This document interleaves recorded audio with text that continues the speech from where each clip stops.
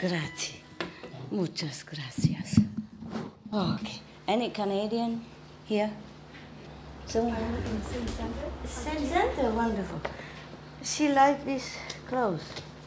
Last time when I wear it, she liked it. And it's washed now and clean. So I give it to her, okay? Remember, she said, I like your shirt.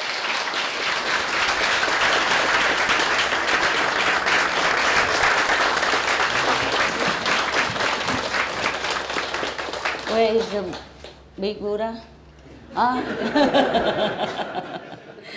Because yesterday you were all yellow, so today I thought I'd compete with you and then you become all green. I cannot run after you all the time with color. Yesterday also one person said she liked my robe and it's gone. So, thank you, Master. Yeah, it's okay, it's okay. You are the one? Okay. But don't always copy them, okay, huh? Then I'll have nothing to wear anymore. It's not only that, but I'm not here to give you clothes. You are not homeless, okay? Just sometimes when natural, spontaneous is okay, yeah? But otherwise, even if I like to give everything, there's no time to arrange all that, you know? And also, sometimes I invite somebody for food, you know, or the monks I offer. But I cannot do this all day to all of you, even though I would like to. Please don't mind, okay? Otherwise, I will have no time to see you, no time to meditate, no time for many other things. I'm breathless. Yeah. Good, but I just ate my breakfast, so I'm very strong now. I wish I don't have to eat. I save sometimes also. Okay, now we go to heaven and hell, checking the Buddhas. Huh? Yeah. You like story, huh? I love story. Yeah, I love stories. It's so easy, simple to understand the principles of things. When you just read the story, it's more lively. It's more like exemplary, right? If I always tell you, keep the precept. Don't kill, don't steal, don't lie. I say, okay, Master, okay. What's the big deal? I don't know why. But all this true story from the Buddhas, you know, we feel refreshed and re-inspired, you know, re-encouraged. And so we feel happier to keep the precepts because we understand why. And we read the story, it's so interesting and, you know, so easy to remember, yeah? Oh, when we remember all these people, then we remember why they go to hell, yeah? Why they gone to heaven, why they became Buddha, why they became Bodhisattvas, and why, what for the Buddhas are there, what for, saints, yeah, what for enlightened masters are there, what for, etc., etc. Then we remember better, yes. So I like very much. So, you know, because recently I had more time to meditate, and I had only a couple of books similar like this, Buddhist story in my mountain. And I read it, and I thought, wow, I wish I could read it to all the people, to you, at least to you. And then, so I came here, I have more. I have more here. And if you stay here, I will continue to entertain you.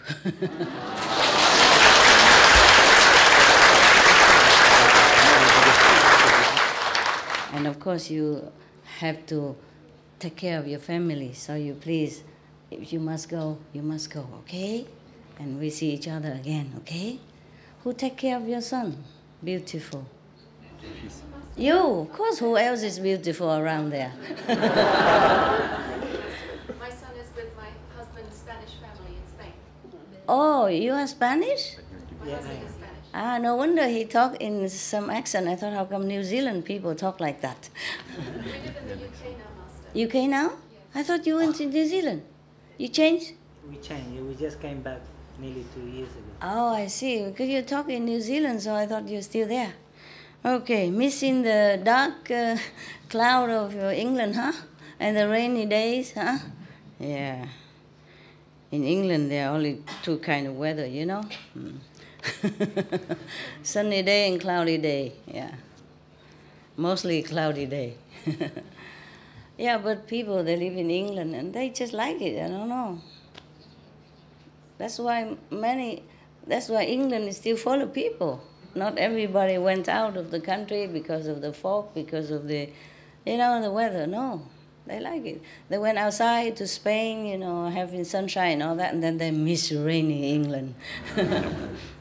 Some say that, and then they move back. And 2 years old? No, now must be 4 already. No. Master, he's just turned 14. 14! God, time passed. You guys don't look like you have a 14 years old. Look at her. Are you younger than your husband? No, Master, he's younger than me. Oh, no.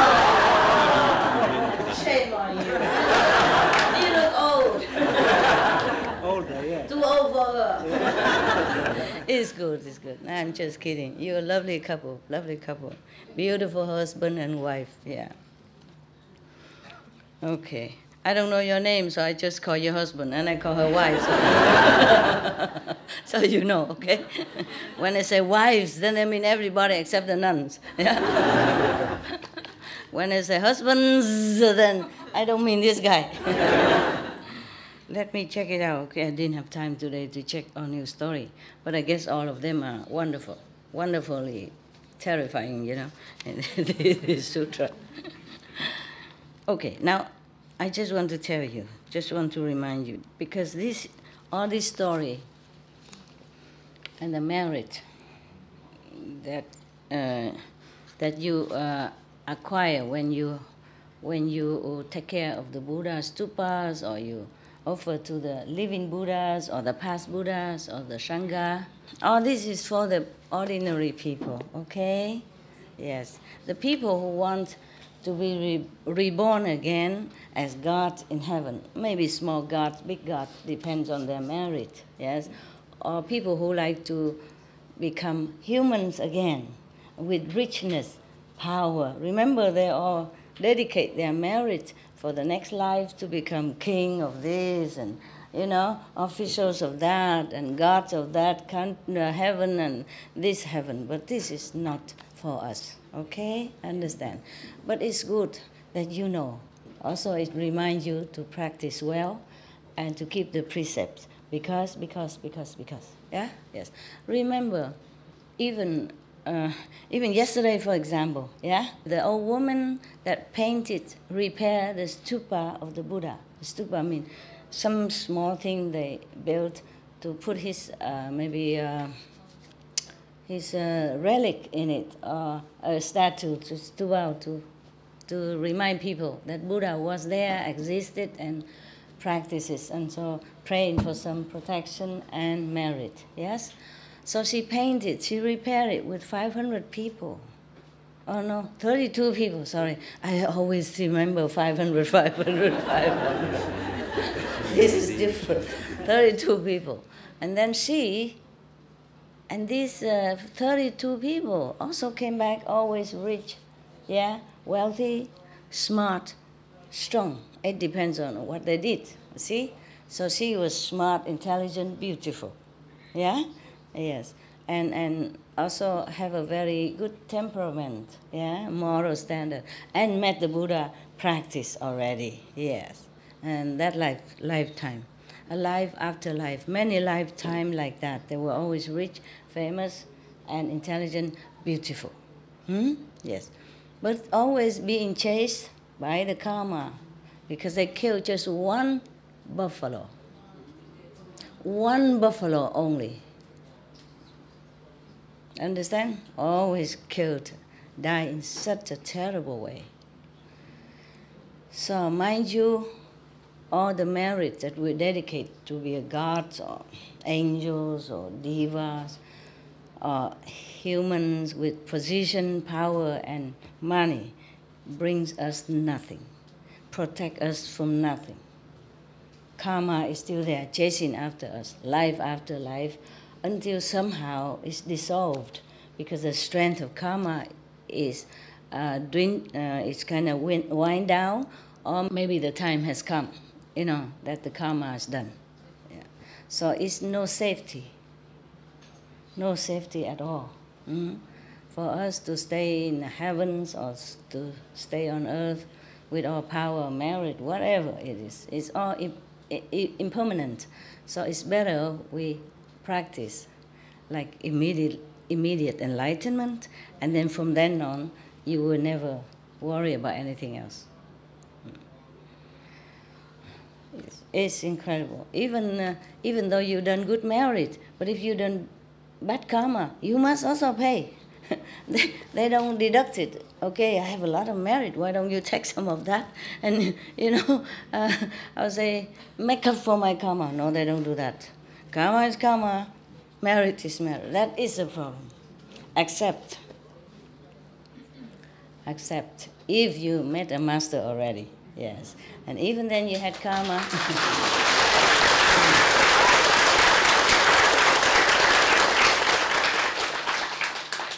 Even then you had karma, you still first go heaven. Yeah, because of the master will take you up, even non-initiate. And then, from then on, because of that merit, he will continue to have merit, whatever karma just left behind, rotten somewhere. And the Yama is just looking up and drooling. Cannot get him down. Yeah. Remember, there was one thief. I told you the story about a thief. His father said, don't ever go into any temple and listen. Yeah. But then he happened to be at the temple, and then he listened. Yeah, one time. And then he heard a sentence say, real God has no shadow. Oh, just remember that. Remember initiation? Probably he just listened to that one. And then one day he continued to do his stealing stuff. And his father tell him he always had to escape. Yeah, he showed him many ways to escape. And it's okay, but one day he was caught. Yeah, and the father told him, even if you're caught, you don't confess, then it's no problem. Nobody can do anything to you. Just say, no, I didn't do it. Okay, so he does that, then he's caught, and then he say, no, I didn't do it. It wasn't me. No, I didn't do it. I wasn't going to steal nothing. No, I have nothing. Look at that. No, nothing.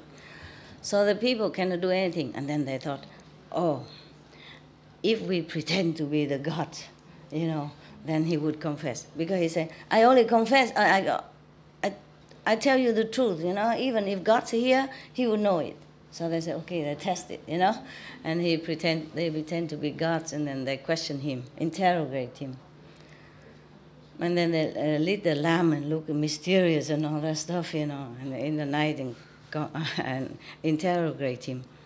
And then he was about to, he's scared, he was about to say the truth because it's in front of God, they make it themselves look, majestic and like a god. He was about to confess, and then he saw the lamp shining on them and the shadows on the wall. And I remember in the temples, the real gods had no shadow. So he continued, no, I haven't done it. I haven't done it. If you are God, you know already, don't ask me. So they let him go. They think he told the truth. And from then on, after he died, he went to heaven. Because he has listened to one sentence of that probably initiation. So the person came to him, the person who told him to go in that temple, came to him and said, okay, in a few days, your merit will run out, and they will send you to hell for what you did. So if the church come and ask, but you still have some merit left, so if the church come and ask you, you have your merit first, or you want to have your sin punished first? So you will say, I want my merit first. Yeah. And then after he still continued to stay or go higher heaven, then that master continued teaching him, and then he has more merit, and who cares about the sin anymore? Understand? Yes. So that's why the masters came down. That's why the Buddha sacrificed for humans being, same with Jesus, Mahavira, Prophet Muhammad, and others. Countless masters, always come and go, come and go. And bodhisattvas also, meaning lesser saints, yes. And the bodhisattva is the one who almost become Buddha, and they're going to be Buddhas sooner or later. And they still have to rely on the powers of many Buddhas so they can do their rescuing work on the planet. Understand? The Buddha no need to rely on any body power except giving power to whoever has this bodhisattva vow to save beings. Or the Buddha saved them themselves. Understand me? Okay. When you became Buddha, your journey ends. You can either save in the being, or you don't have to save any beings. Or you save the beings, and still you go up. You have no karma attached to you, you just go up. No matter how many you save, you just go up. Maybe you suffer when you're alive, but that doesn't mean that you have to come back, yeah, because of this karma. But if you do come back because your love, your compassion for other beings, then the karma that you still had from last life, maybe from other beings from last life, you know, like the one you saved, or the one you're going to save, will be upon you. Then you will be born a just ordinary person, and then you have to somehow awaken or find a master. Somehow it will lead you to practice again, and then you become a Buddha again. Okay? So you're safe if you're Buddha or Bodhisattva. But you have to reach such certain level, you know, as Bodhisattva or as Buddha. Then even if you were born as human again, you will not be oppressed too long. Yeah? You will somehow in yourself, something stirring up all the time. And then somehow something will lead you to meet another Buddha or enlightened master, or the one who knows the teaching of the Buddha and pass it on to you again. Then you, okay, yeah? Okay, yeah, like that. It's better, safer, to keep in your mind that you want liberation. Yeah? You want the ultimate goal of practice. You don't want to be a god in heaven. You don't want to be a human with rich and power and all that, unless you want it to so, because you think, unless when you go up there and you see, okay, if I become prime minister of this land, I could help so and so, you know, my relatives, my friends, my countrymen at that time. Then okay, understand? Your choice. Not pushed down by karma. Yeah. So I read you another story, huh?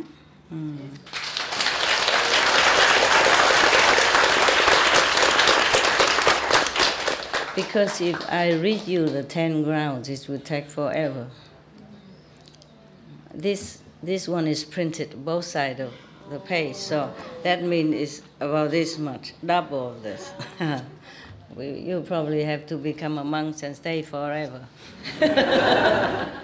Or you go home and ask your computer, print it out for you. Yeah, but the computer will not explain something to you and don't make you laugh like that. So you need a living computer. Now, even then, I tell you, you see the king that killed 32 persons? He was a disciple of Buddha's. Yeah, otherwise he wouldn't run to the Buddha. How would he do that? You see what I mean? Not disciples, but maybe followers, believers. Yeah. A lay believer. Still, he killed people. In a nanoseconds of anger and fear for his life, he forget to ask the Buddha. He could have run to the Buddha at that time and say, Master, there were 32 persons want to kill me. I want to kill them to save my life. You know? Maybe should I do that, or is there another way? No, he didn't. He killed first, and then people come and threaten him, then he run to the Buddha. Yeah, this kind of disciple. You see that? So being a king, because of your marriage or former life, is bad for you. Even if you have the right to kill these people, it would have been better if he didn't. Then his marriage will be better and he doesn't have to suffer later on. Okay? Yeah. But maybe the Buddha saved him, I don't know, but still it's not the right thing to do. Yeah? The Buddha at that time teach everyone to be compassionate, no kill, no steal and that. And because he's a king, the law and all the power make him forget. He can just kill anybody, anytime. Just chop, chop. That's his tradition at that time. And it's bad, nah? Yeah, even though they were enemies. Yeah. But at least, thank God the Buddha was there. Otherwise, he will be also killed, the king, because the clan of the 32 noble children, come in revenge. And then, after their revenge, the king army, the king princes and prince and officials will revenge again to the and then this will never stop. It will involve more people, more karma, more killing, more bloodshed. You see that? See that?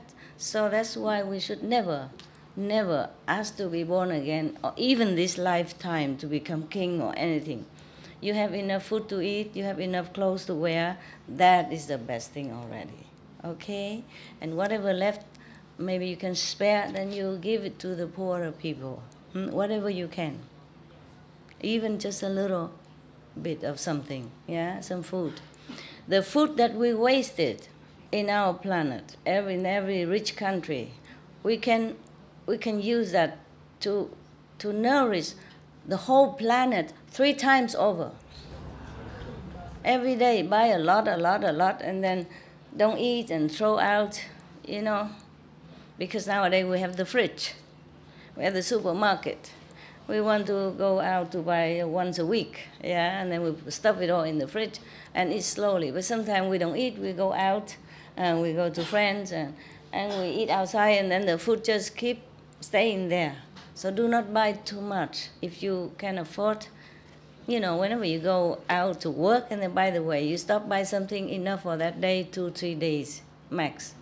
Otherwise, even if you put things in the fridge, they still go rotten. And that's not only that. Not only we are the one who waste it.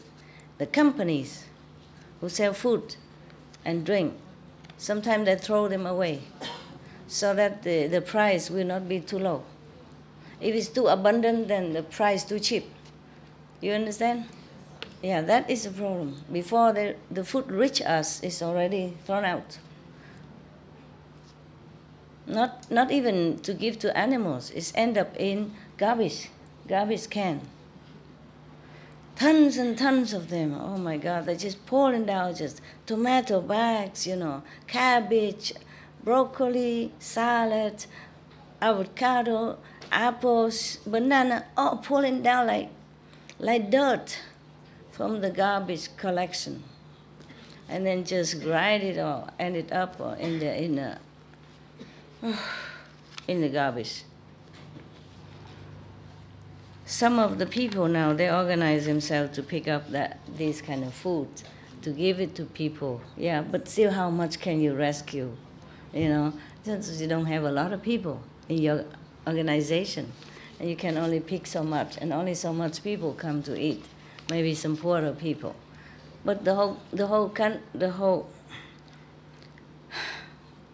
billions of people are hungry. We cannot bring the food there for them unless the whole world have to sit together and have to organize how to, make use of this food instead of throwing away, and then a lot of people are hungry. Understand? That is not right. That's not right. It's not only hunger, but costs a lot of electricity, water to grow this food and then throw away. And when throwing away, it costs also money to take care of that.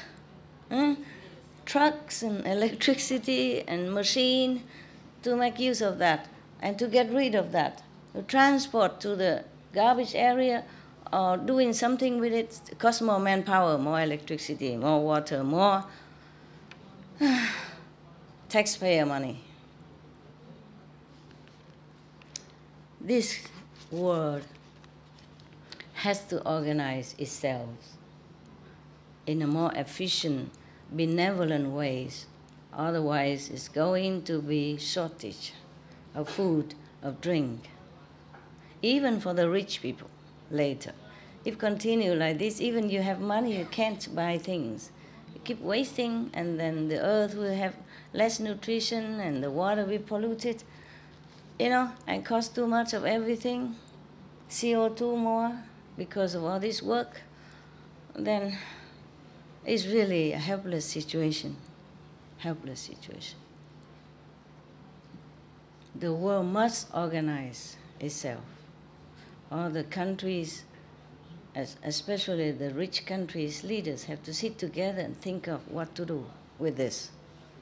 There must be an efficient way to divide all this food to all over the planet.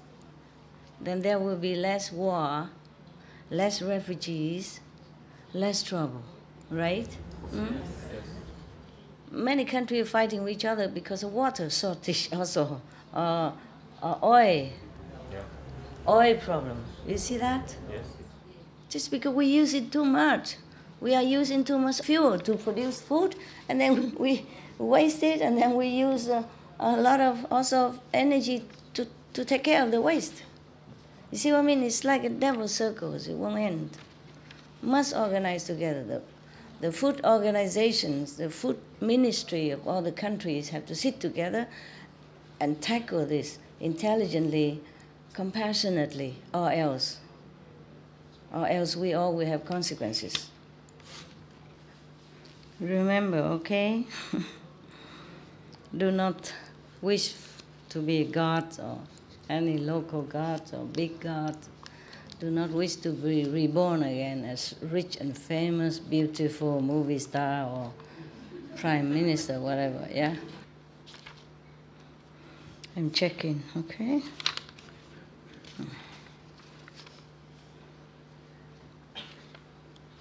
What kind of king, already listened to Buddhas and still go out and kill people, just like that. Kill 32 persons just to protect one person, himself. Okay, I don't know this story yet, but we read it, okay? And we surprise together, okay?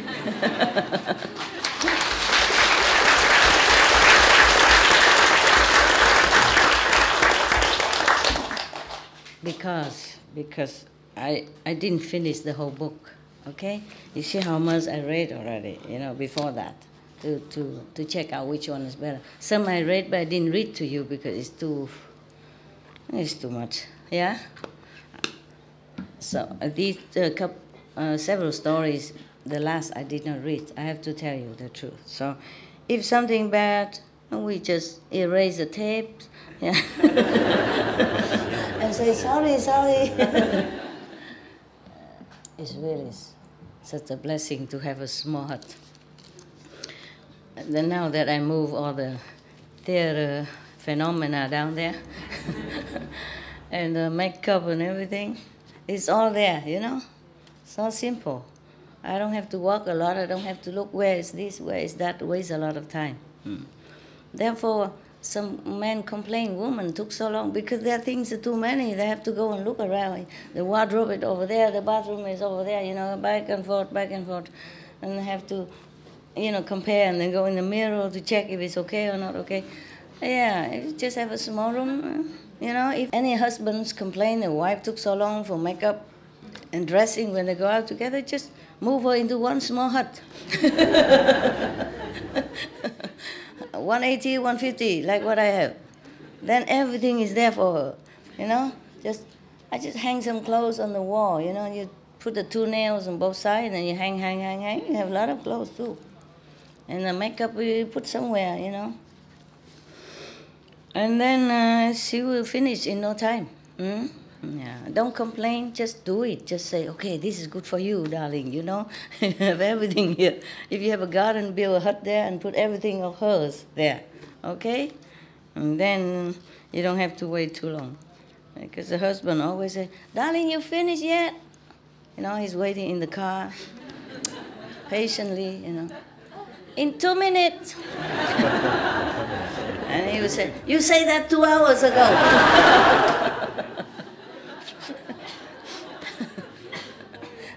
Huh? 2 minutes, but you say that 2 hours already ago.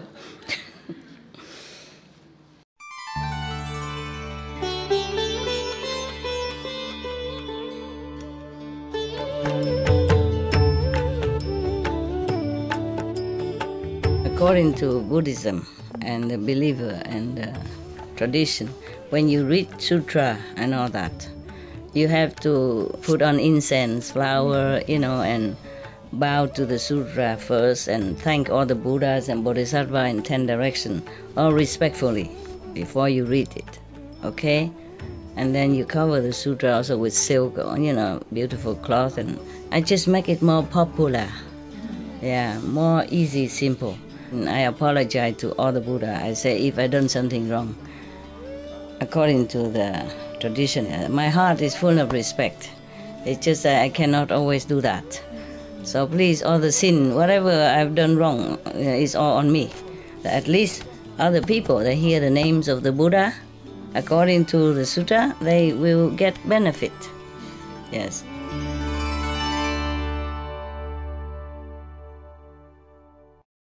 Okay, this story about somebody named Dai Thi in Vietnamese translation. He's the one who tried to empty the ocean. First, I have heard true story from Anand and Buddha. At one time, the Buddha in the country called La Duyệt Kỳ, in the mountain Linh Tu, probably that's the mountain of these, the one who eat the dead corpse, I forgot. The bird that eat... Vulture. The vulture mountain. Yeah. Oh my God, the Buddha. He stay everywhere. Probably just the name, but the vulture will not be all over the mountain, no? Probably staying outside his ashram, waiting for waiting for some leftover food or garbage. With his foremost disciples and 1,250 bhikkhu. This time it's not 500. Yeah, it's 1,250 bhikkhu, exact. At that time, the Buddha he want to have an attendant.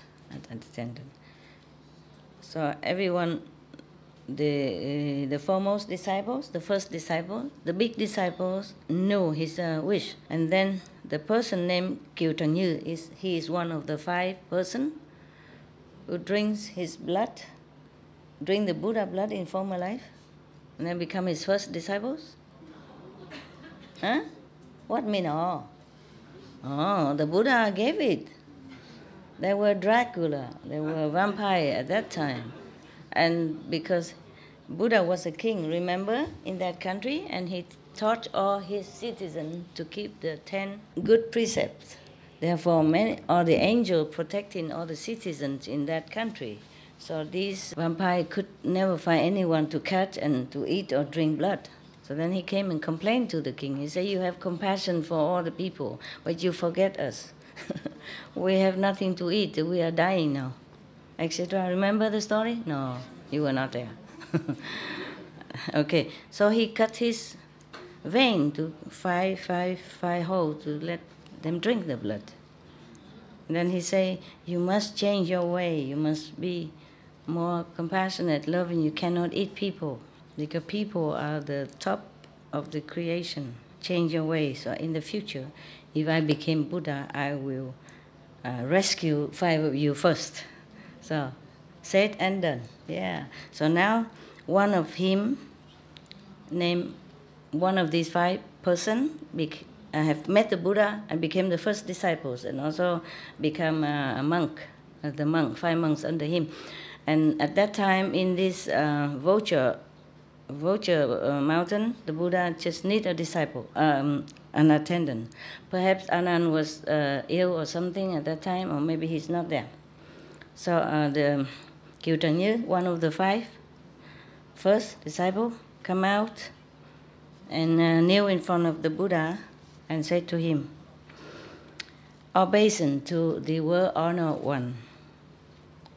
I vow to be your attendant all my life and serve you faithfully, humbly. Please be merciful and accept that, so that I have your blessing." They're just saying that, but that doesn't really mean that they want to do that to get blessing, just humbly. The Buddha say, "But you are very old now. I don't have the heart to make you serving me." So he went out. I wouldn't dare to take him as an attendant either. What if what if the old habit come back and he wants to drink my blood again? He's not vegetarian, is it? Not anymore. After you become a monk, you cannot drink human blood anymore. But what if you remember the past life, Yeah, some people still, the habit die hard, Many thousand years, you don't even forget. So, okay, Kieu Trần left, bowed to the Buddha and left. And then Mahakashipa, and then Sariputra, and then Maudalagayana, yeah. And under 500 big monks, come out one by one, to want to be his attendant, but he refused them all. Yeah. It's not easy, It's not easy. Everybody wants to be the Buddha attendant, but you have to be able also, no? Not just say, I love you, and then that's done. It's not that. Yesterday, one of your sister, because I know her husband many long time ago, and he was one of the so-called Hufa, followed me around when I was in Europe first time in my mission, in my job, when we're doing all the fashion show, and they follow me everywhere. Her husband is one of the maybe 4 or 5 men hang around, driving, shopping, snoring, and etc. Tempting me, go to disco and all that stuff. Master, that discotheque here is made by the Prince of Monaco. Go and check it out. I said, why we have to go there and check it out? Oh, it's a small country, nowhere to go. We just go and check it out. I knew nothing. They tempted me like that. Then they drove me all the way there. Yeah. My God, I went there just to eat a pizza. A vegetarian, a vegan pizza. Disco, my foot. I didn't know how to dance. I forgot how. And then I just drink orange juice. Looking around. Okay. I told you yesterday, if the Buddha went into the brothel, you don't say nothing. Okay? It's good for that business. He will try to rescue someone there, okay, who has good affinity, but somehow being pushed into that position by karma. Understand? Just like many stories we heard, good people often miss a step and then fall into some very bad areas. Mm-hmm. And one of the masters of Vietnam, he also teach similar Kuan Yin method. He also went to casino. Yeah. But I never thought anything like that. Okay, he don't go there because he enjoy playing cards or anything. He went there for some purpose. Yeah, maybe transform that place or help somebody there. Okay, yeah. So the ordinary people and the bodhisattva do perhaps similar things, look like, but it's not like that. Okay, it's not like what we think. All right, where were we? Okay, finish, everybody. Nobody wants. Yeah. And then, at that time, one of the monks, he somehow intuitively know that the Buddha wanted Anand. That time Anand didn't exist yet. I mean, he's there, but he's not famous. So he, and other people also understood that. So, okay. And then Sariputra and Maudagalayayana come up and to me and say, Anand, me mean Anand, yeah? Anand, I think the Buddha wants you to be his attendant. You have more merit than us. Okay, come, get up quickly. And then ask the Buddha, okay, to allow you to be his attendant. And then all of us also rely on your merit. Yeah. So okay, he listened and he stood up and came to the Buddha. Oh no, he says to the two monks first. How you say? He say like very humble. He say, both great elder reverence. Yes, the world honor one has immense merit, and his wisdom is unfathomable. Yeah, if I go near and serve him, maybe I won't be able to do it well. And then if I do it all wrong, then make karma, and then it's bad for me. What to do? So the Sariputra say, but we observe that the world honor one kind of pay attention to you a lot. I think Buddha think you can do it. So he would like you to become his attendant. So I heard the two great reverends say that. I don't know what to do anymore. Meaning Anand doesn't, not I. I wouldn't have that such a merit. I don't know what to do. So so I said, if the two great elderly reverends think thus, then please come and ask the Buddha for me. But in order to be the Buddha's attendant, I request 3 privilege. What do you think he asked? Not the nun, you know. Not the monk, you know. What do you think? What do you think Anand requests 3 privilege? What did he want? What can Anand want from the Buddha who has nothing? Tell me. If you don't tell me, I keep drinking. You think he wants money from Buddha? Who knows? Wisdom? Great wisdom. No, the Buddha already give him the way to practice, and then he will have his own wisdom.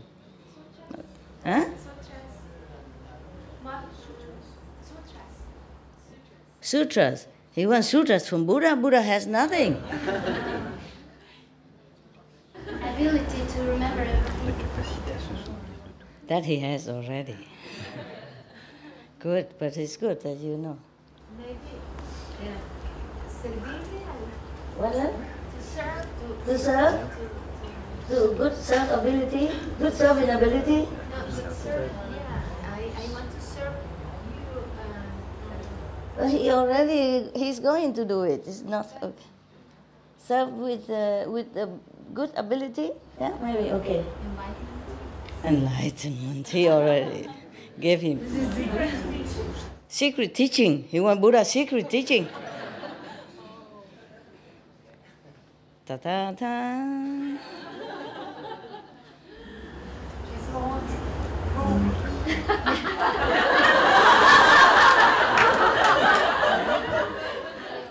Buddha has no room.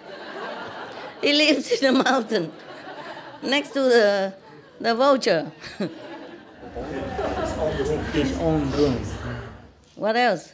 Immortality. You want Buddha to have a successor? Yes. To pick a successor first. Okay, understand. Okay. He's saying that he wants the Buddha to pick a successor first. And then after that, maybe use a successor or maybe use Anand together. Yeah, is right? Okay, good. What else? Immortality, the golden Buddha is immortality. Immortality. He want Buddha immortality or him or Anand immortality? L'immortalité du Bouddha ou de Ananda. Ananda is. Ananda want to have immortality. Right. Okay. Because when the Buddha asked for immortality, Anand just zip, say nothing. That's why Buddha died. Okay, good. Anything else? To help cut the ego? Help cut the ego? Oh, that Buddha cannot do. You gotta do it yourself. The more you help, the more you get angry at the Buddha. Then you might live. It's not easy to help anyone to cut the ego. They will hate you. Sincere heart. What else? Sincere heart. Sincere. When Buddha sincere heart? Anand wants sincere heart. Anand want the Buddha help him to have a sincere heart. Is he not sincere ever? Oh man. All right. Typing machine. Recording machine. His mother to be Buddha's disciple. Anand wants his mother. Anand wants Buddha's mother to accept the mother. Accept the mother. No, that's another time. That's long after he was attendant already when he asked. To be always his number one disciple. To be the best disciples and always stick around like you guys want it. Oh, typical. Don't even know can do or not. I want to stick around. Yeah, everybody wants, but cannot do. Anand, even though he wasn't all that enlightened, but still, he's not all that mundane like you. Stick around. Eternal life, blessing, whatever, no? He's unconditional. He's a monk. He was a good monk as that. Very good monk. Maybe he's not so quickly enlightened like Sariputra or other great monks' disciples, but he's not mundane, understand? He's very pure and good. But he was very handsome. That's why the Buddha don't let him wear or showing one shoulder even. Cover everything.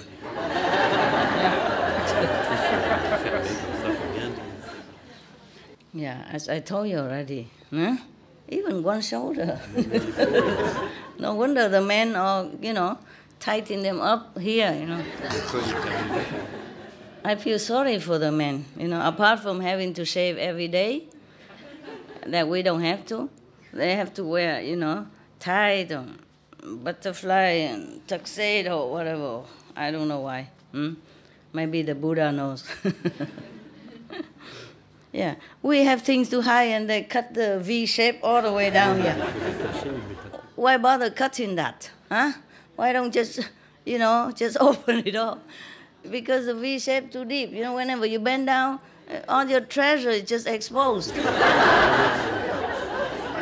mean, that's why we have to hide. Men have nothing, all flat and plain, Do you have anything in there?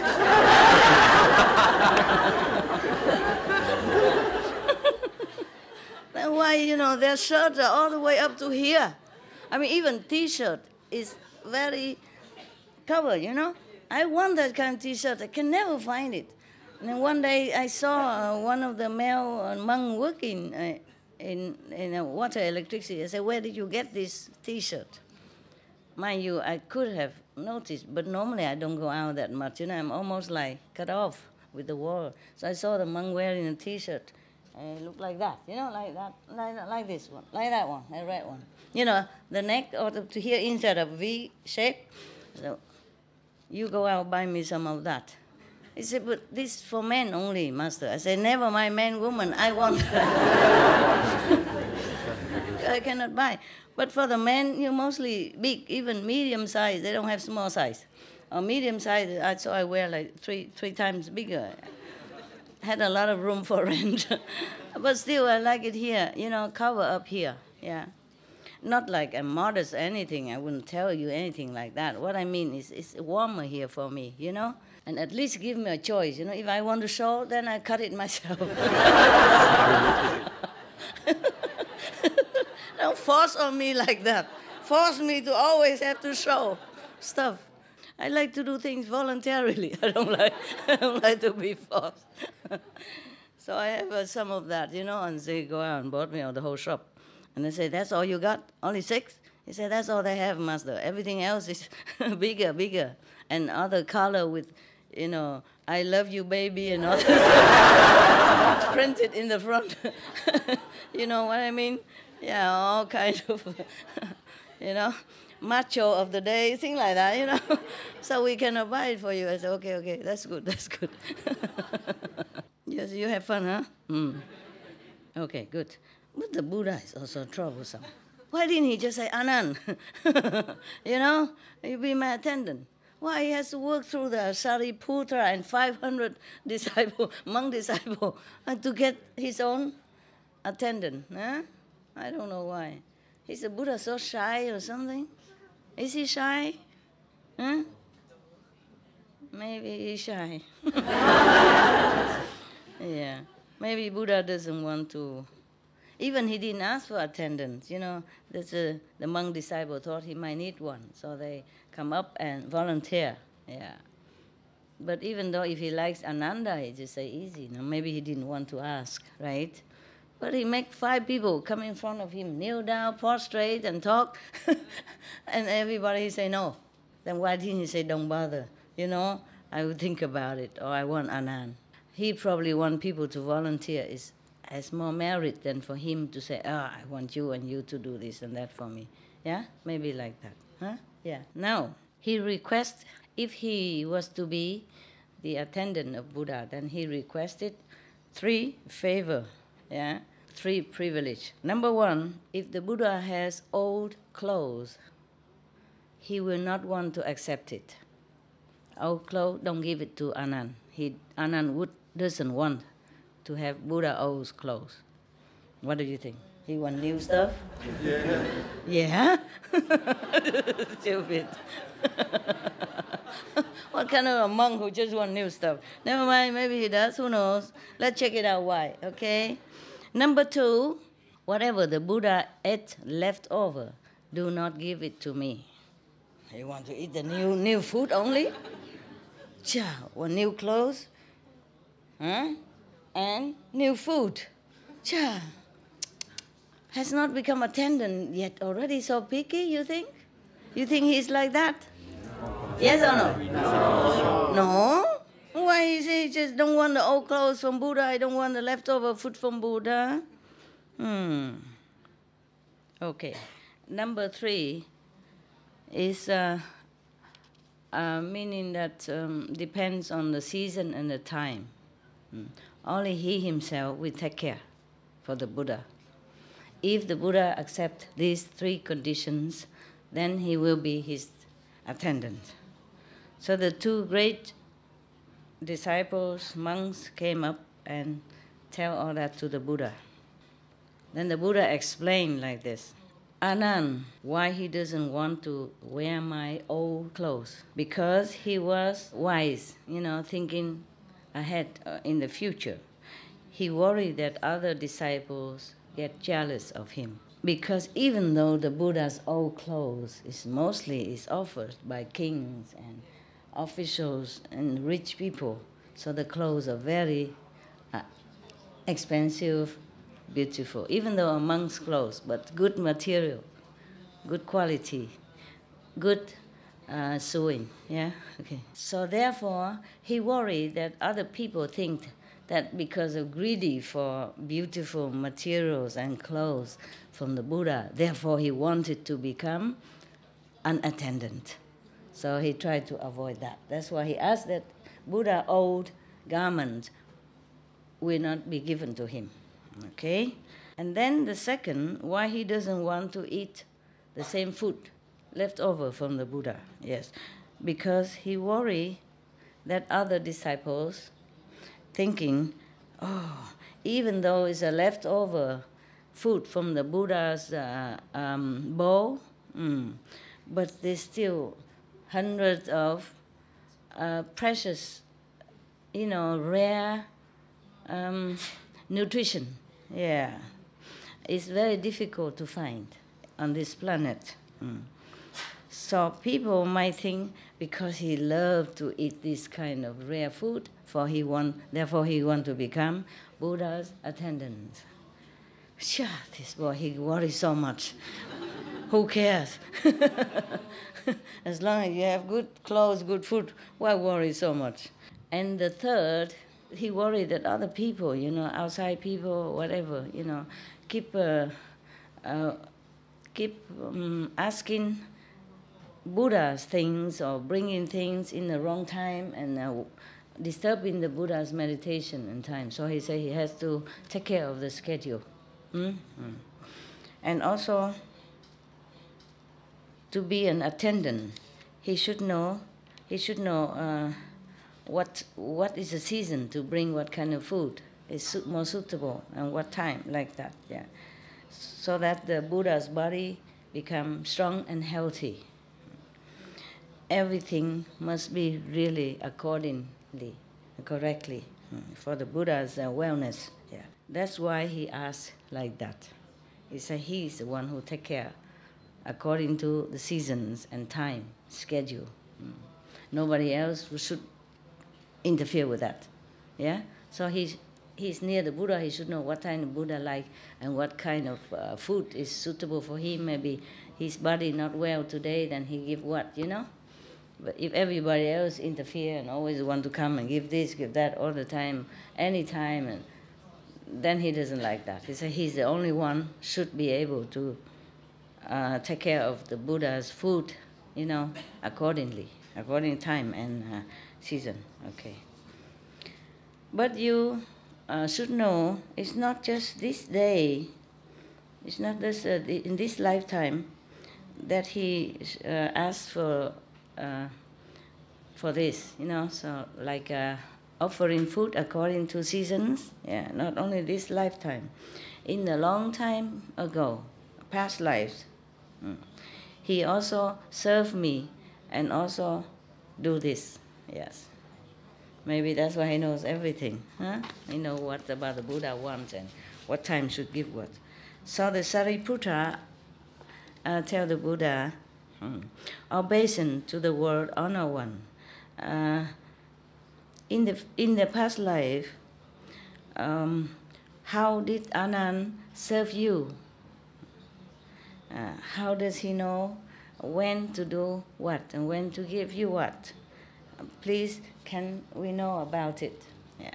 So the Buddha said, Sariputra, if you want to know, of course, I will tell you. He said, Sariputra, long time ago, limitless time passed. At that time, there was a king who ruled a very big country. And under him, he also ruled 84,000 smaller countries. And also 800,000 small tribal leaders. Also on this planet, in this world. The capital is Balotisa. In that capital city, there was a Brahman man. Brahman,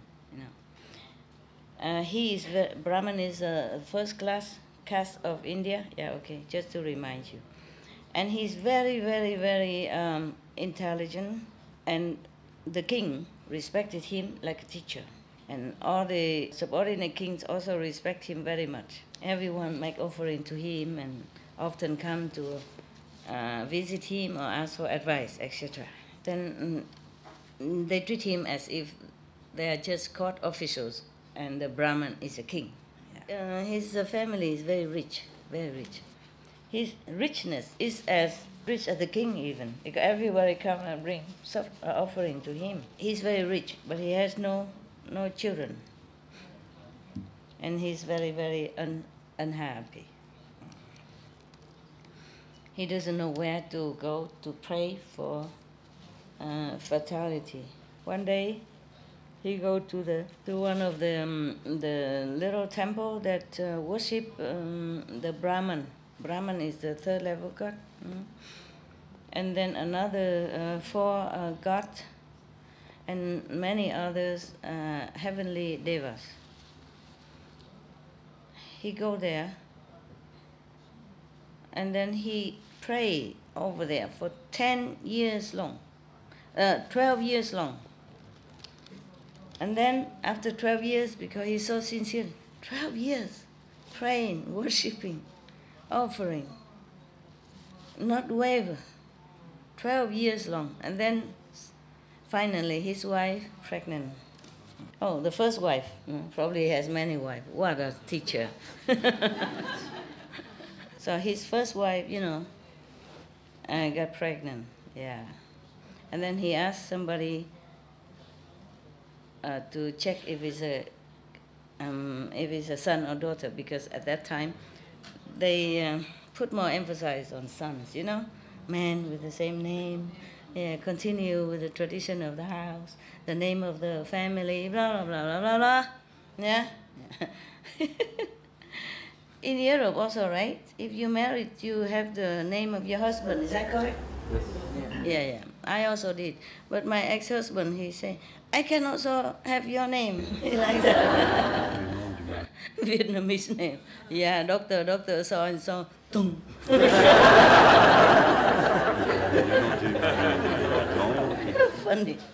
Funny guy. It's okay.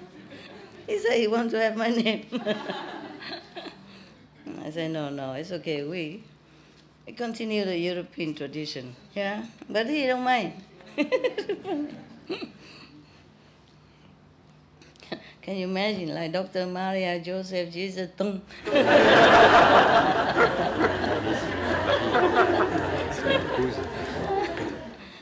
And then the woman who clairvoyance came and said, oh, she's having a son, pregnant with a son. Oh, he is very, very happy. And then as many servants, girl, really serving her well and take care of her well day and night. Yeah, no one should ever do anything against her order, against her will. Make sure that she's always happy, peaceful, have everything she needs, 24/7. Wonderful. Okay, time's up. She gave birth to a son, truly a son, and all his body is golden. Yeah. And his hair is so smooth and beautiful color. Yeah, I mean, black, like a very, very, very, very beautiful, healthy black color. Yeah, and his forehead is very high. Yeah, I also have one. Okay, according to my body, this is very high. Proportion of my body is too high. So I cover a little bit to make it proportionate. What a vanity. A vain woman. Okay. His nose is straight, yeah, and his eyes very bright, yeah. His mouth is very pinky, yeah. In human standard, he is perfect, yeah, perfect. Wow, he's so happy. The father Brahman teacher was very happy, and then he asked astrologer came and checked out his fortune. His his astrology. Okay. After he checked him out, he said, "Oh, this boy has all the merits and morals, and in the whole world, no one can compare. Yeah. In the future, he could be the teacher of the king, okay. Teacher of the country." Master, yeah. So, wow, after that he was very happy. The Brahman teacher, very happy. And then asked him to give him a name. The astrologer, give him a name. The clairvoyants, give him a name. Okay, at that time, the rules to pick names for children has two rules. Yeah, they have to observe the stars, constellation of the stars, and then they have to see if any phenomena come out, appear, a good omen, something like that. So the astrologer asked the man, when the great lady was pregnant, was there any strange or good phenomena appear or not? So the Brahman said, no, sir, my wife is a very wicked person. She has not very much charitable heart. She don't have. She never tried to do charity or do anything meritorious. Since she's become pregnant, she changed 300 degree. Yeah. She suddenly have pity for the poor people, for the unfortunate people, and she give charity all the time. Yeah, very diligent in doing good deeds. She is never so greedy and wicked like before. Oh, so the astrologer very happy, saying, that is because the the power of the fetus inside the sun that is making her like that. Yeah. So therefore, I give her the name great charity, something like that. Yes. Mahasakatha means great charity. When this boy grew up, both her parents, of course, love him very much and really, really appreciate him. So they built a very big palace for him. Yeah. They build palace for him depends on the weather. Huh? One for, one for winter, yeah, one for summer, and one for spring and autumn. Wow, wouldn't you like to be the son of that family, huh? Not only powerful, but rich. And so good taken care like that, yeah. Nowadays, we don't have to build 3 separate ones, right? Just put aircon and heater. Huh? Yeah? And even in winter, we can have greenhouse, yeah? Plant flowers in there. Yeah, no problem. Nowadays, we're so smart. And then he ordered many of beautiful women, girls taking care of him day and night and entertain him, amusing him, okay, maybe dancing, singing, whatever, yeah? Okay, huh? This boy is very, very diligent and he loved to study. And he also very intelligent already. So he learned everything by heart so quickly, yeah. Everything, all the knowledge in the world, he studied them all and he learned so fast. And many things, he has many talents also. He learned everything, he can do it quick. One day he said to his father,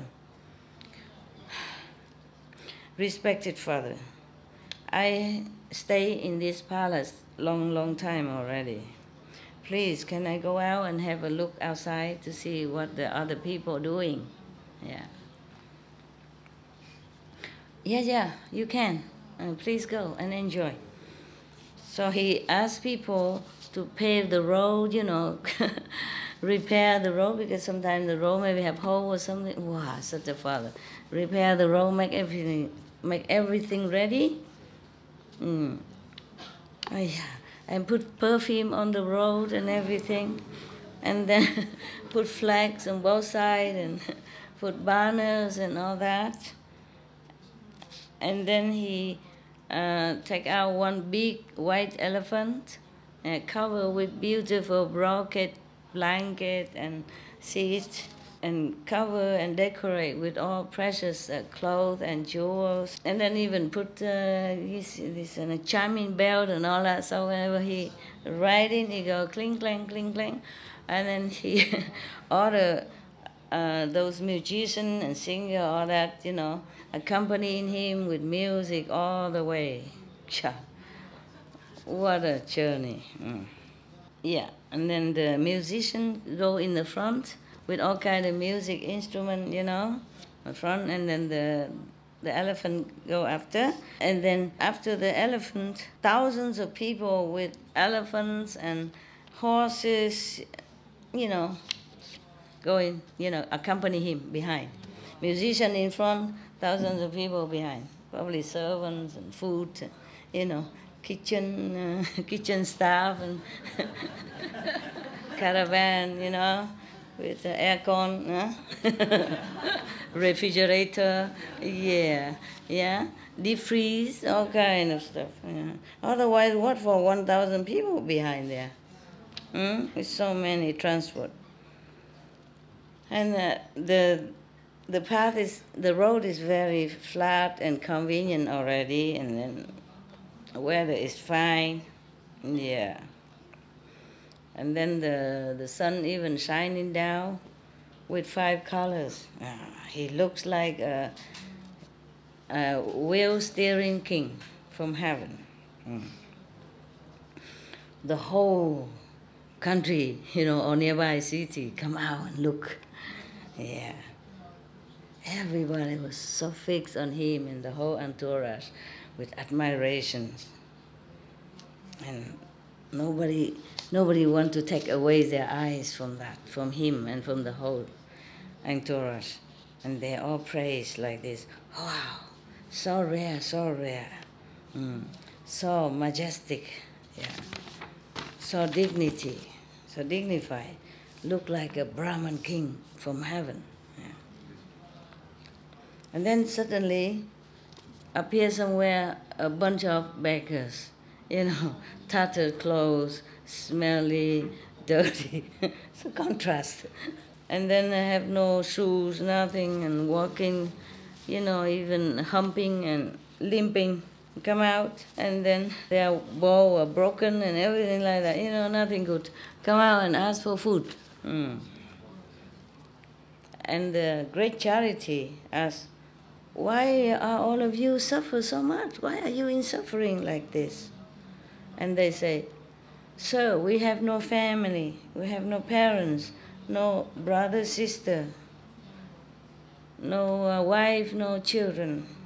We are very poor. We have nowhere to live. We're homeless, beggars.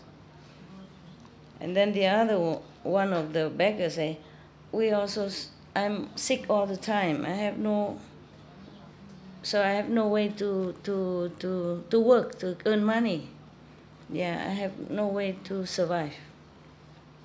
And the other one say, oh, my family met the unfortunate circumstance, so we became bankrupt. And many debtor came, so I cannot pay. I'm pushed out of my house.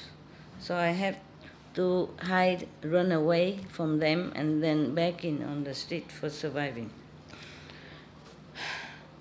Yeah, what a great, great contrast. Yeah, the father did everything to make him look like a king on earth, and he come out and making the worst, meeting them the worst. So after the great charity man heard them saying like that, he felt so sorry for them. And then he continued his journey. Probably he gave them some food. Didn't say, yeah. Probably he gave. And then they continued the journey. After a while, he saw a group of people killing and preparing animals for meat to sell. So the great charity asked, hey, what are you doing? Why are you killing the animals? He said, sir, my ancestor, they're doing this job, And then we just inherited, we continue the tradition of our family. We don't know any other job to do. If we cannot do this, then we die of hunger. We cannot earn money by any other means. So great charity felt also very pain in his heart for the animals. I don't know, maybe he eat them every day. He didn't know they are going to be killed like that. You know, eating and seeing is different. Eating the meat, yeah, and seeing people chop them like that is a different. In a while, when they continue their journey, and then he saw many people plowing the field, the farmer, yeah. And then all the worms coming out, and then because they're plowing, and all the worms and for the crickets, yeah, come out, and then the frog come after them and eat them up. Yeah, all the animals eat them up. And then after that, many snakes come and eat the frogs and the others, smaller animals. All of them are crying and yelling and whining. And then he saw big eagle, you know, flying down and eat the snakes. Swoop the snake and brought it up and eat on the top of the tree. And the great charity asked, "What are these people doing?" And people say, "Sir, they are plowing the field in order to plant the trees plant the rice." Yes.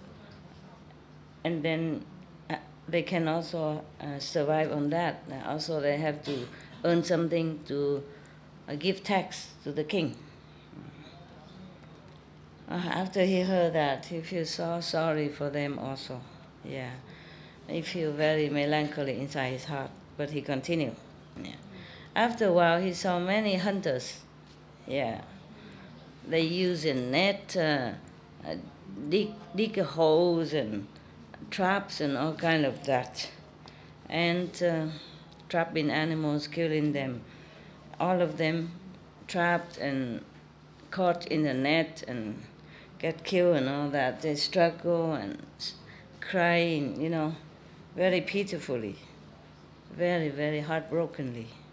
So great charity asks, "What are you doing? Why are you doing this?" And the hunter said, "Sir, this is our job. We are hunters. Yeah. If we don't do this, then we cannot do anything else to survive." And the men feel sorry also both for the hunters and the animals. And they continue. For a while longer, they came to a big river.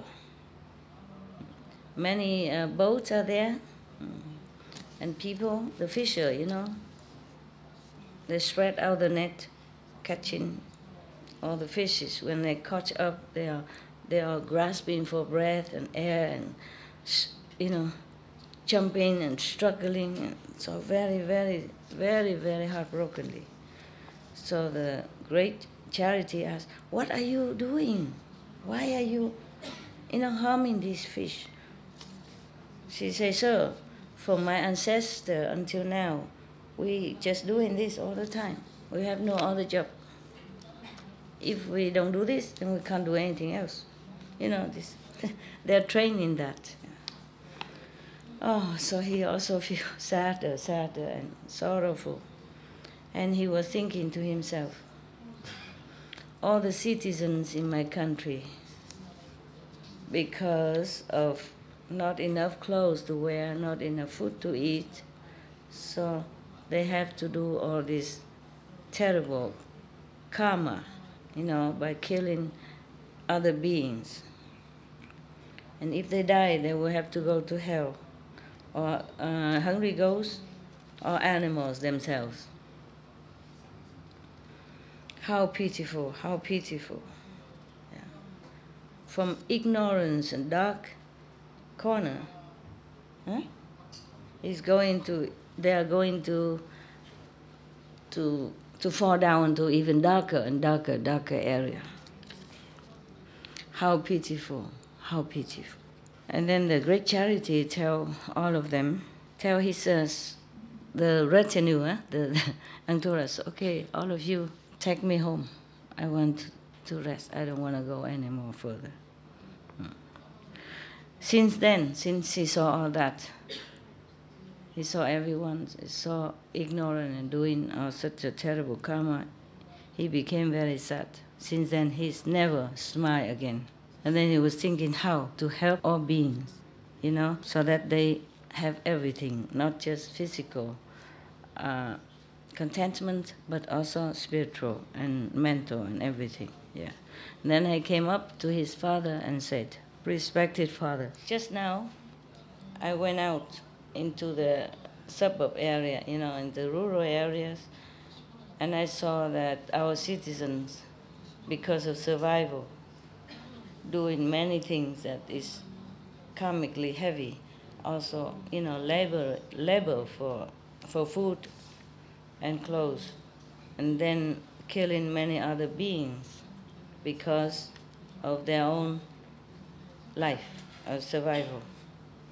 Even cheating, killing,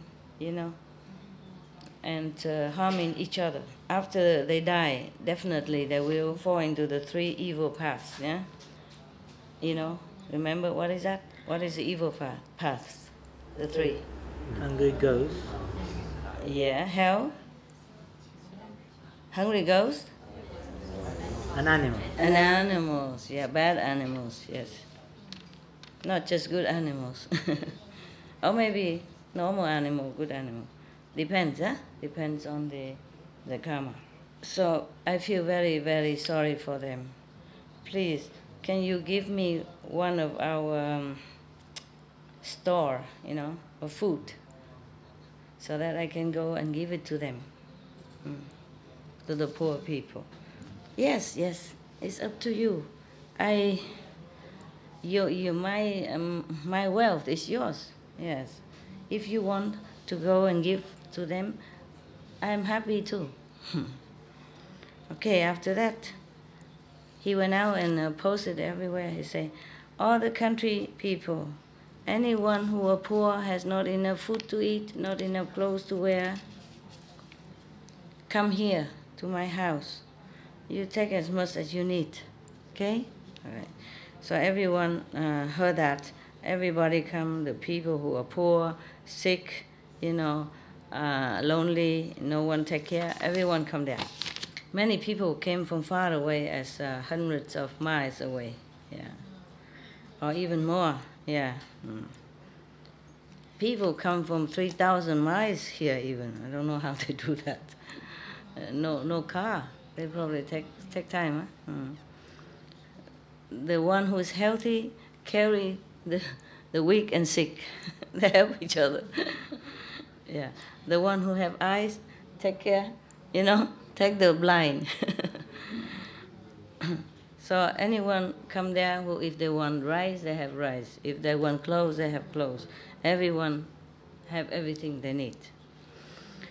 After a while of charity, many of the stores in his house gone down. So the storekeeper came in and said to the father, the owner, "Sir, and your son is giving many things away already.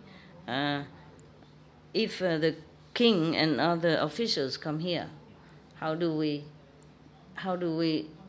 we able to make a party and treat them? So please reconsider this.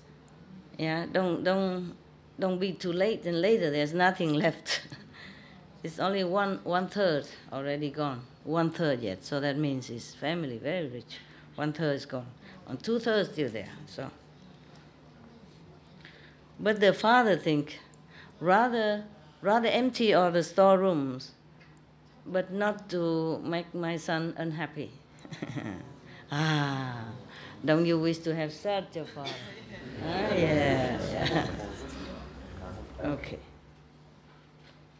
And then after a while, all the storage is less, 2/3 less, gone.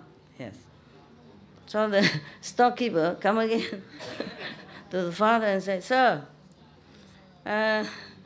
2/3 of all our storage is gone already. If you don't stop this charitable work, then even we have nothing to eat. So the father thought, I love my son too much.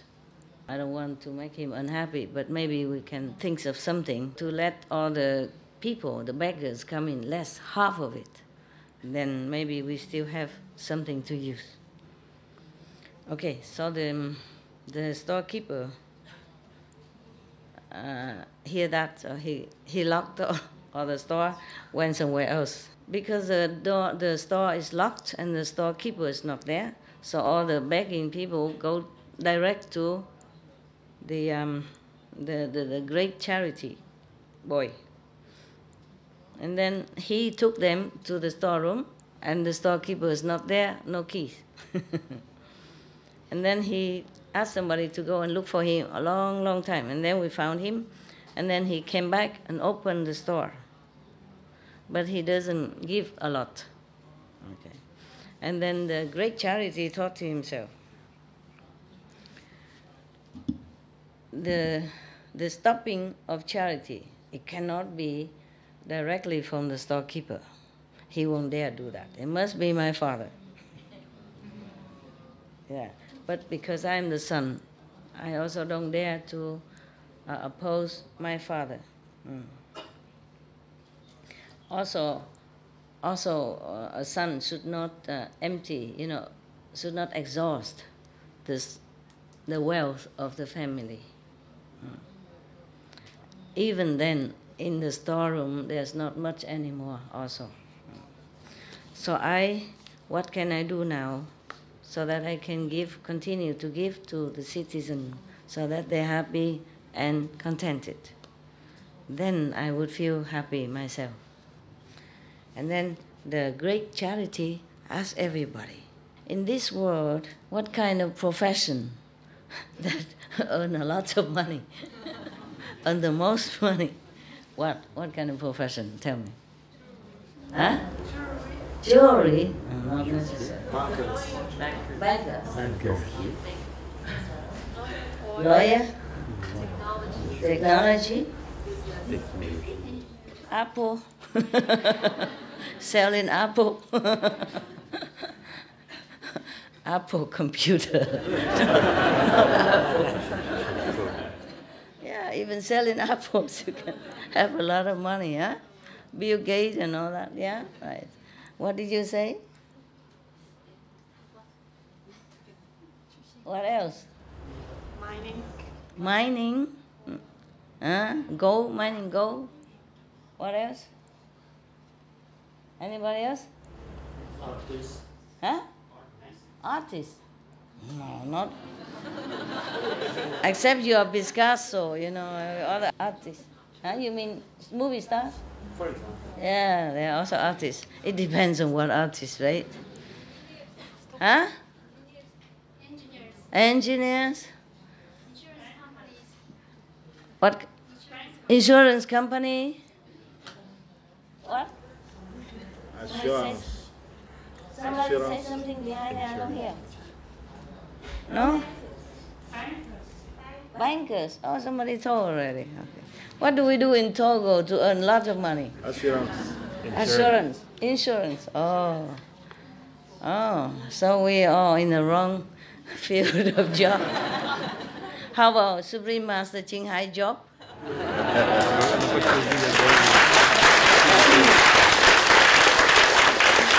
Just joking. Artists. Depends on what kind of artist, Some are very poor. Huh? Musicians and poets are poor. Remember the joke I told you? One man went to the doctor and said, "Doctor, I cannot go to toilet. I cannot poo for 3 days." So the doctor said, "What did you eat something wrong?" I said, "No, nothing wrong." "Did you drink something bad?" "No, nothing." Say, "What job are you doing?" He said, "I'm a musician." So the doctor take out $20, here, go home and buy some food to eat. If he didn't eat nothing for 3 days, how can he go to toilet? Not all musicians are like that, and just a joke, okay? Yeah. After he asked what kind of job that brings a lot of money, earn a lot of money, one of his workers say, "Sir, if you plant five kind of cereals, then we earn a lot of money." Yeah. And the other one say, "If you raise a lot of animals, you earn a lot of money."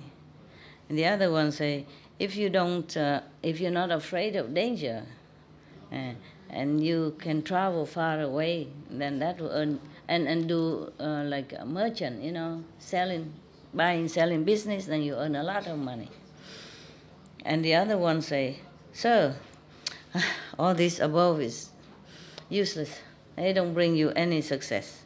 If you want all the beings on this planet happy, then you should go deep into the sea and find those precious stones and pearls and all that. Then that's the best." Yeah. So the great charity say, plant trees, raise animals, go far to buy and sell. It's not much money. Okay, maybe go deep in the sea to find precious stones and pearls. That should be the best. Okay, precious stones and pearls are more expensive, right? And you don't have to do anything. Just go deep in there and find them. So, okay, I will go. I'll go and do that. And then he came up and said to his parents, "Beloved parents, please allow me to go into the sea to bring precious stones and all this gold and thing to come back and give it to the citizens." And both parents were so scared, saying, No, my son. Anyone who went to the deep sea for all this are the poor people. They are very poor people, have no way to survive. So they like if they stay home, they would die anyway. Therefore, they do this kind of thing. You are not so poor. Why you have to go to the deep sea to do this? And then you make us worry so much about your life. Okay, if you want to do charity, just go and take everything out from the store. Yeah, give them all out. We don't say anything. Because if you go into the sea, there are many accidents. Big wind, big waves, big fish, poisonous dragons, and ghosts and devils, demons, yeah? It's very difficult to escape. Please, why do you bring your precious life into such a detrimental, dangerous situation? Please don't go. Don't think nonsense anymore. And great charity was so sad. So sad.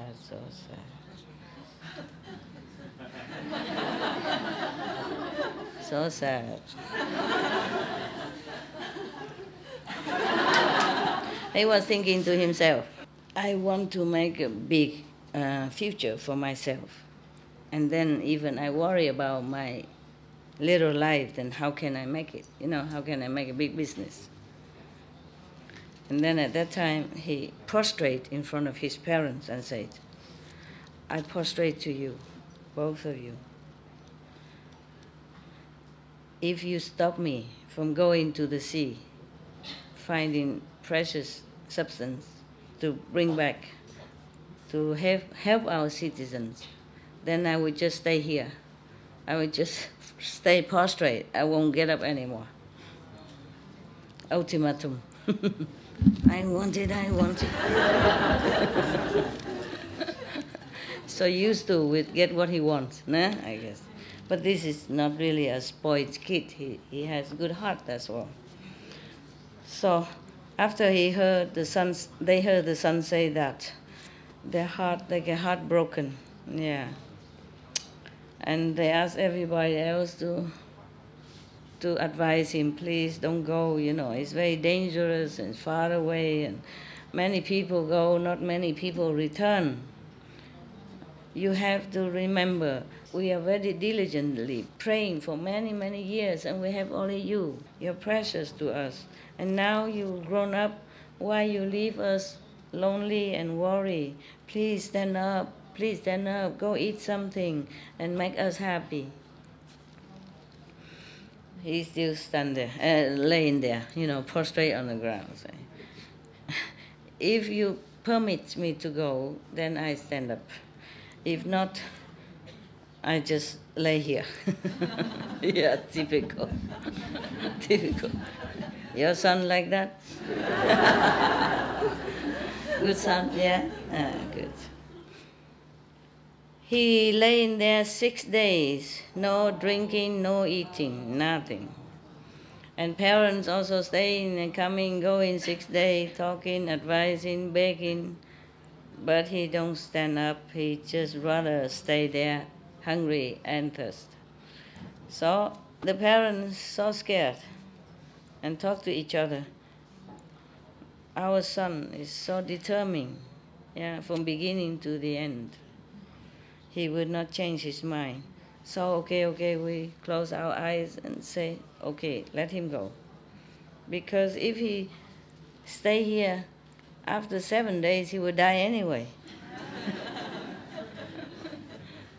Okay, so the parents talked to each other already and come to the son, lifted him up and say, okay, you go, take something to eat. I agree. I allow you to go. We allow you to go. Oh, so happy. Oh, go eat. And then he wrote a notification paper. And then, tape it everywhere. Say, I'm going to the deep sea to find precious stuff. If anyone want to come with me, welcome. I will give all the necessity, luggage and, everything. And then 500 people like to come with him. When they're departing, the departing day, the king, the officials and many people come out. Oh, many tens of thousands come out to say goodbye. And they offer them, dry food and money and many things and drinks and all that for the journey, yes. Everybody was happy, everybody prayed and wish them a peaceful journey and peaceful return, safe return. After a few days on the sea, they stopped in front of the sand beach. So everybody came up there and take a rest. Unfortunately, there's a big group of robbers. They went there, and there are too many to overpower them with men number. So they cannot oppose them. So he knows he cannot. So he took all the food and whatever they have and give it to the robbers, and then continue his journey. This is not to the beach yet. It's not to the sea yet. They were just walking and found a sandy beach and then rest. And then the robber came, took everything. All right, but they still continue. And they came to a citadel, a city, it's called Phong Bak city. In this city, there was a noble person, rich person. His name is Kartile. He's a Brahmin caste in India. He has one daughter, very, very beautiful. Her body is also like golden color, gold. And her hair is like like jewel, yeah, shining, beautiful. And she's the most beautiful girl at that time. 84,000 noble family, prince and all that. They all came to ask her for a wife. She refused them all. Now the great charity man came in front of the city, city wall, in front of the of the house, and knocked at the door, want to borrow some money. Yeah. And then she saw somebody knocking at the door, and she came out and peeped, have a look. So he came in, and she was suddenly very happy and touched in her heart. So happy, she came in and tell her father, "Pa, outside there's a person knocking at the door. He is my husband." All the prince and noble people she didn't want. That's my husband. And of course, the noble rich man is so happy. Finally, she, okay, so many people came and he's already hopeless. Yeah. So if she can find one husband now, of course she's happy. So he came out happy, and he opened the door and he saw this man, very distinguished looking. Yeah. Yeah, dignified personality, so it's not like normal men. So he was very happy inside. He said, "What are you here for?" So he said, "Noble sir, my heart aching because many citizens are hungry and poor. So I volunteer to go to the deep sea to try to find precious stones and more treasure to bring it back, to give it to them." Yeah. Unfortunately, in the middle way, the robber came and took everything from us. Please, can you lend us 3,000 pieces of gold? When we come back, I will return it to you. So the noble rich man say, "Please come in the house, come in the house. There's no problem, no problem. Even 10,000 piece of gold I have. I give it to you." "Oh, okay." And then he came into his store, took out gold, and he go to the store, bring his daughter with him. And as he walking, he was laughing, he said. And then, oh no, he take the gold and he bring his daughter out also, and he was smiling and say, "This the sum of gold, I give it to you. Not lending, but give it to you." Yes. "And this is my daughter." Numerous noble prince and noble people came to ask for her hand. She refused. "Today I saw you, I'm very pleased. And my daughter also agreed to marry you. Would you